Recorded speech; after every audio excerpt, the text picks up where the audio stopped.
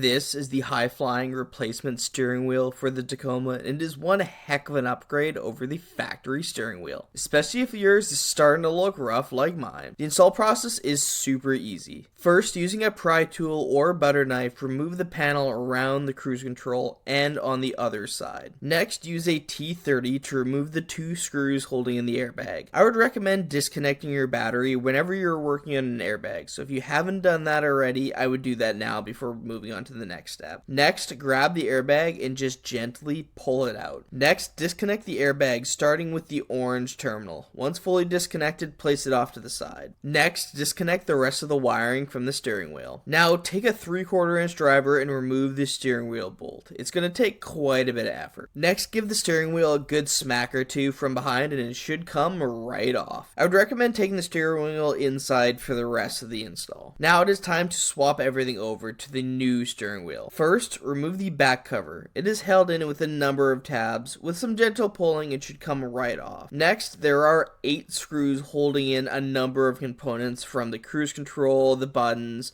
and this little metal bar at the top. You're going to want to remove every single one of those. Now, the order isn't that critical as all the screws are the same and it's an easy swap to go back into the other steering wheel. Now that everything is off, just reverse the process and reinstall everything on the new steering wheel. Place that back cover back on the new steering wheel, making sure that the bolts line up. Now you should be pretty much ready to go to reinstall it back in the truck. First, run the wires through the holes of the steering wheel and then slot the wheel into the spline, making sure it is straight. Now place the nut back on the spline and tighten it down. It's going to take quite a bit of force. Reconnect all your wires and reconnect the airbag, making sure to connect the correct wires to the correct locations. Reconnect your wires and reconnect the airbags. Everything is pretty much plug and play here, so it shouldn't be a problem. Retighten the screws using that T30 driver that you used earlier. Reinstall the steering wheel covers, and you're good to go. This steering wheel looks fantastic, and is a heck of a lot nicer than the old one. It's pretty easy to install, and only took me about half an hour, so I can definitely recommend it.